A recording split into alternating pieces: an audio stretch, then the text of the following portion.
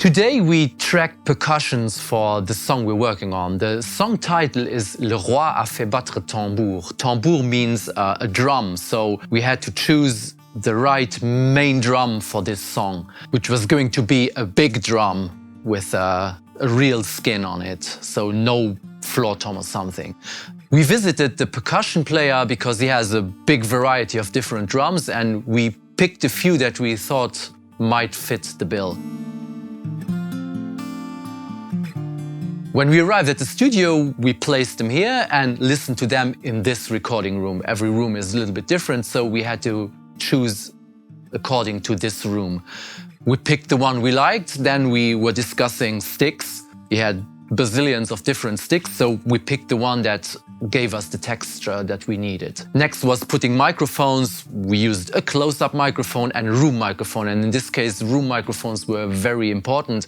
We wanted a big sound, and what we eventually did was open the door of the recording room and placed room microphones outside in a more live lounge, and this gave us a room that sounded 10 times bigger as the controlled acoustics in the recording room here, which is very nice. A thing which is very important when recording big low drums in a song context is tuning, because we had bass, which obviously is played in a certain key, so the big drum really needs to be in that key. So we tried around a little bit until we found the right tuning that make the drum really fit well in the song. Okay, c'est ça, no? We also recorded a frame drum where we tried to reach the fundamental note. It didn't work. We chose the harmonic, which was really nice. So we really had to take care of tuning, otherwise it clashed with the existing bass in the song. When we recorded the frame drum, I had two choices of placement, either in front of the drum or in the back. Well, we chose the back, the sound was nicer and it was out of the way of the stick of the drummer. Then we listened over in the control room, it sounded very nice. We needed a little bit more beef, so we put in a nice analog EQ and put a little bit of low end there. After the big drums, we moved on to all the rattle, shaky stuff. We needed, let's call it a hi-hat thing, but we didn't want a plain old hi-hat, so we played around with different stacks of cymbals, and eventually we had like a broken cymbal and something other, I think a hi-hat from the 40s, and we made a kind of hi-hat with that.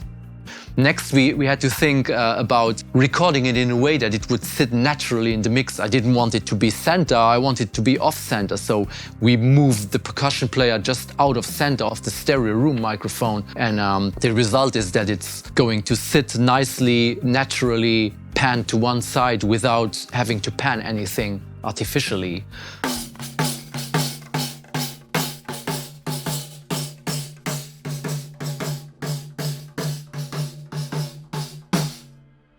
What is really important to me is to create a unique sonic identity. So we wanted one drum part without plain old snares. So we recorded a little skinned drum and used this as a snare drum. We had to choose carefully that it really fits well in the mix. We recorded it, was nice, it was missing maybe a little top end, so we added a little other texture on top, so we were stacking different sounds, looking for the right spot that we needed to fill, and we're choosing the according percussion to fit right into that spot. You know, a good mix is mainly a good arrangement, so if everything falls naturally into its place, the mix is going to be much easier, as if everything is fighting with each other and you don't know how to mix it. So here we choose it so that it really sits in its pocket, and mix is going to be a breeze.